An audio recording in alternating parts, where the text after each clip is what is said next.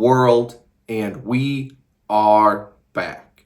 My name is Kyle Fischl. This is going to be episode 196 of my poker vlog. For this one, I play another session at Sarasota, Florida, the One Eye Jacks Poker Club. Before I get in the hands, I have one quick announcement, and that is a new sponsor to the channel. They are Pinnacle Odds Dropper, or POD for short. With the NFL season kicking off, I'm definitely going to be getting into some more sports betting. And in order to be more profitable, I've come across a strategy that may interest you. It's called the dropping odds strategy. And it helps you find the most profitable bets across thousands of sports books, and it's used by many professional sports bettors as seen here. Sportsbooks are constantly updating their odds based on new information, such as a last-minute player injury or weather changes. Pinnacle, a well-known sportsbook in Asia, is often the first to react to these changes. Because they update their odds so quickly, there is a window where other sportsbooks such as FanDuel, DraftKings, and Bet365 have not caught up yet. And this is where we find the opportunity. The odds dropping strategy lets you spot these moments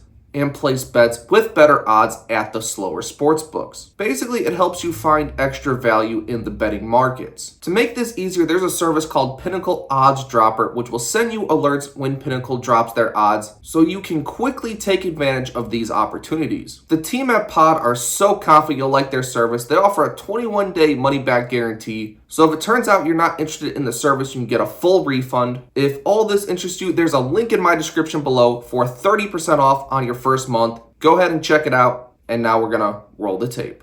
We buy into this 2-5 game for $1,500, which is the max. And on the first hand of note, I'm on the button, I straddled to $10, looked down at King-Queen offsuit. With 3 limps to me, I raised to $60. And now the big blind decides to limp raise to $100, which, yes, is not a legal raise. That's gobbledygook. It can't be true. But no one at the table seemed to catch that part. When it folds to me, only 40 to win approximately $220. I think I'm getting a pretty good price to call. I do think my opponent has straight pocket aces a lot of the time, especially when I have a king and queen blocker. But either way, we're going to call the 40 and look for a flop that's going to crack those aces. Ace, queen, 6 rainbow is not one of those. Yes, I have second pair, but my opponent bets $110 versus the limp min raise. We're just going to give this guy credit for aces, and we're going to let this one go. Quick note, this opponent had never done this a second time for the entire rest of the session, so we're just going to assume that he had it on this one. On the next interesting hand, I look down at red pocket queens in the small blind. With 2 limps to me, I'm going to raise to $30. Could go a little bit bigger with all the limps and the fact that we're out of position, but I think queens are strong enough to try to entice these players to call with a wider, weaker range. Only the player in the undergun +2 position decides to call, so we are heads up to a flop, which comes king, 4, 5, all clubs.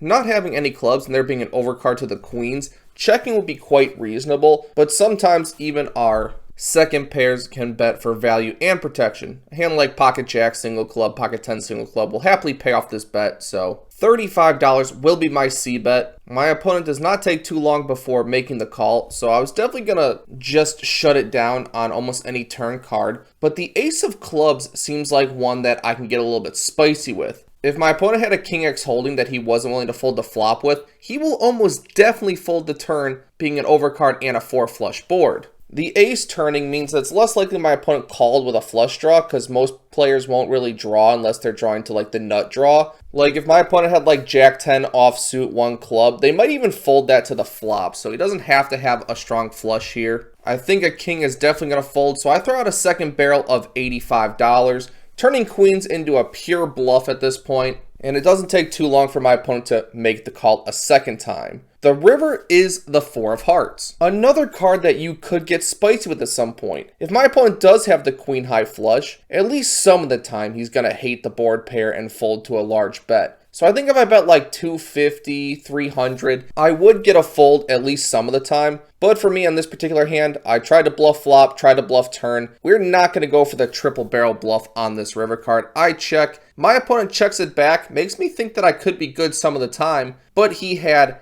10-9, both of clubs. So, I don't know, that one specifically might have folded to a large river bet. I think it probably should have folded turn at least some of the time, as I could have easily had the queen or the jack of clubs and had that hand specifically just drawing stone dead. But he hangs on and he collects the pot. We are 0 for 2 so far, so session's not starting out how we'd like it to.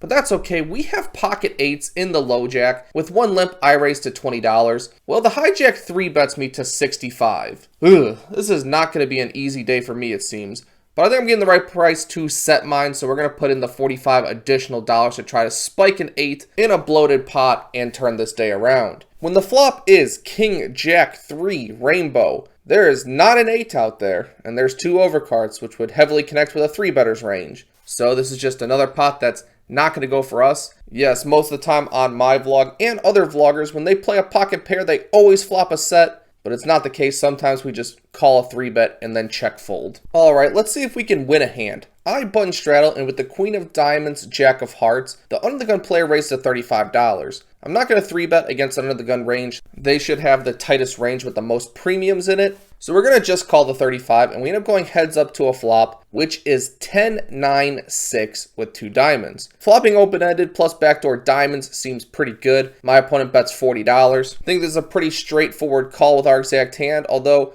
our range does benefit from just raising on this flop. We have more 10-9, 7-8, pocket 6s. Big nut advantage for our range than our opponent, so we could raise here, but we choose to just call this time. And the turn is the 4 of diamonds. So we don't make our straight, but we do pick up the backdoor diamond draw, and now our opponent checks to us. Here, I think we have to go big, a nearly pot-sized bet. For better or worse, baby.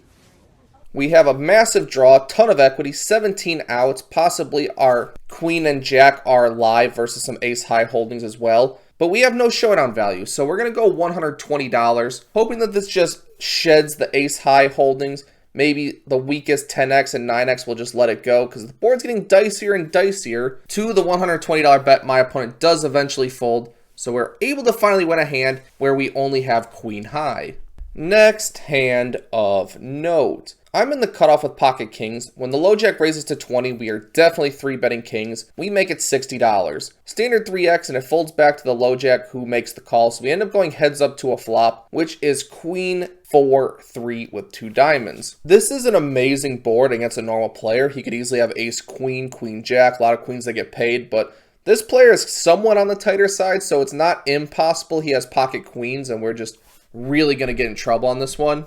But we're not going to be afraid of monsters under the bed. We continue for a $60 C-bet. We can get value from any queen, any 2 diamonds. I don't really expect my opponent to have 5-6 all too often when it's 3-bet, but I guess ace-5 and ace-deuce are not impossible. To the $60 bet, my opponent eventually makes the call, and the turn is the Bink king of spades. Somewhat overkill. Now we are absolutely praying our opponent can somehow have pocket queens here. When my opponent checks to me, I think it's hard to get too much value anymore. If he had ace-queen, the overcard is obvious, and it's going to be hard for him to continue. So we're going to bet very small in this turn card, $75. We definitely want all the queens to be in there. Yes, this does give diamond draws a good price, but we do have some blockers. The king and the 4 will not be good for our opponent, so to the $75 bet, my opponent does make the call again, and the river is the jack of spades. Not too worried about this one. I don't see how my opponent can have ace-10 here, although stranger things have happened at a 2-5 live game.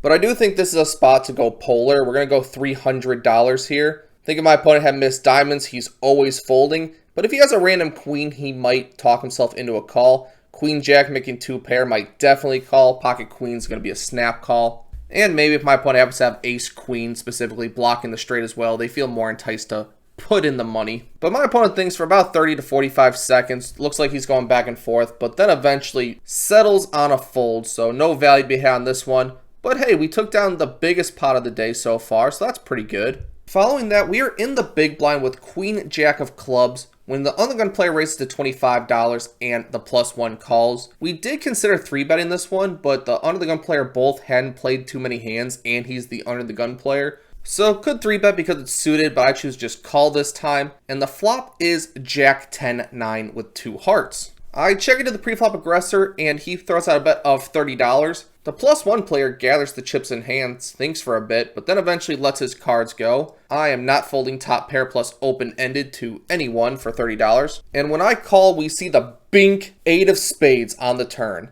I consider leading out here for a little bit, but I don't think I ever have leads that aren't straight nutted, and I think my opponent's going to continue betting with ace-x holdings, maybe heart draws, 2 pairs, all kinds of stuff that I don't think is going to slow down. And then I get to put in a check raise. But when I check, he checks it back. Quite disappointed to see that. The river is the deuce of hearts, so flush does complete, but I would expect my opponent to bet flush draws at least some of the time. We can't give this one the chance to check through when we have such a strong hand. We throw out a bet of $80. My opponent immediately gathers like $200 in front of him, and if he raises, this is like such a gross spot, honestly.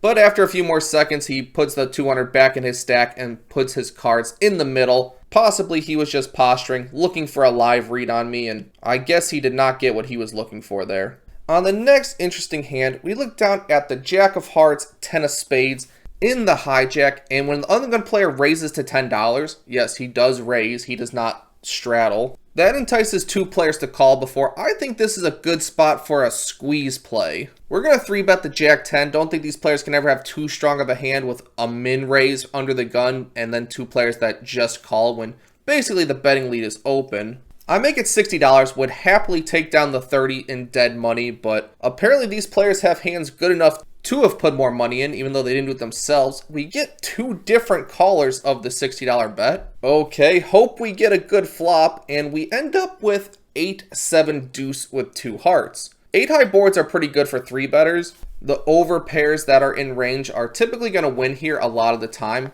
Some people will fold pocket 8s and pocket 7s to a large 3-bet, so you can actually eliminate some of the nutted hands from your opponent's ranges. Additionally, I happen to have a gut shot. I happen to have 2 overs. So we're going to bet here and try to take this one down. I start out with $75. I think it's the sizing I would take if I had like pocket queens. Pocket jacks probably goes bigger. Kings, aces, things that aren't too worried about my opponent's continuing. The under the gun min raiser folds, but the player to my direct right makes the call. Kind of unhappy to see this one, but the turn is the King of Hearts. So I turn a backdoor heart draw, and additionally, I think I have ace-king here a lot of the time. I think I'd make it 60 with ace-king, put out a small c-bet, and now this king just smashes me and can get hands like 9s, 10s, jacks that my opponent may have to fold, especially if they don't have a heart. So I throw out $160. Yes, I am bluffing a lot today. Sometimes that's just how it is. You don't make too many hands. You got to put the money in with high equity draws and let the cards fall where they may. And to the $160 bet, my opponent thinks for a bit, but eventually lets it go. So we take this one down. Feels amazing. Get this one through. I love doing that. We win another small one before we arrive at the next 3-bet pot. With the ace of diamonds, queen of hearts in the low jack, +1 raises to $20. I think this is a pretty standard 3-bet, so I make it 60. Get to play in position with a relatively premium hand, and my opponent in the low jack makes the call. The flop is queen 3 deuce 2 spades. Not having any spades in my hand, but flopping top pair top kicker. When my opponent leads for $40, I think this is very often a draw trying to name their own price. I think we have to pounce on this one. Like $140 is probably the best sizing. But in the moment, I just raise to 100. I get to reestablish the betting lead and check back on any spade or 4, 5, 6 turn cards. But the $100 seems to be enough. My opponent thinks for a little bit and then just folds. So not sure exactly what hand my opponent has that leads flop and folds to only a 2.5x raise. Definitely a strange one, which leads us to the next interesting hand. I have 10-8 of hearts. When the +1 player raises to $15, I'm on the cutoff. We've been 3-betting a lot of strong hands, so we're going to mix in some medium strength drawing hands into our 3-betting range. We make it $50 with the 10-8 of hearts. Apparently the +1 player is having none of it because he gathers a bunch of chips and then puts $225, give or take, into the middle, leaving himself like 150 to 200 behind. When someone 4-bets to over half their stack, they are probably not going to fold to a jam, so bluffing seems to be out of the question. I do love this hand, but I also kind of love money. Most people don't actually have to choose between love and money. It's not easy.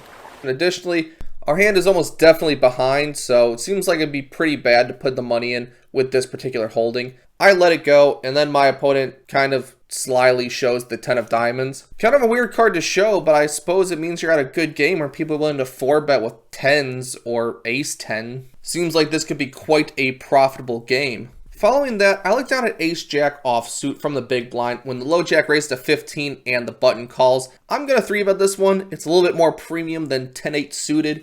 We make it $50 with the ace-jack offsuit. And my 3-bets get no respect as both players decide to call, so we're going 3 ways to a flop, which comes jack 10-8 rainbow. We have top. I think these boards favor my opponents a little bit more, but sometimes when you just have top pair, top kicker, we just have to bet and play pretty straightforward. So I bet $55 to start out. The low jack thinks this price is reasonable. He makes the call, but the button lets his hand go. And then the turn is the 8 of hearts. Pretty good card, all things considered. It reduces the combinations of 10-8, jack 8, and sets that my opponent could have. So we're just going to keep betting. Top pair, top kicker should be good here some of the time. We bet $125. We can get called by ace 10, king jack, maybe a jack 9 or 10-9 hand. Plenty of hands that will pay off this bet and be behind, but maybe my opponent had none of them because he eventually folds. We take down another 3-bet pot, so we are winning the big ones. We are trending in the right direction today, which leads us to the next interesting hand. I did not start filming till the turn, and that will become prevalent very soon, but with one limp, the button raised to $20. I'm in the big blind pocket sixes. I call, the limper calls. We are 3 ways to 8, 7, 6 rainbow. Having bottom set feels great. Checks to the button, who bets $40?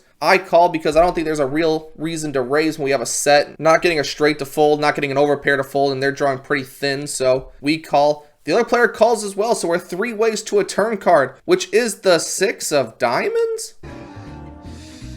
When I look at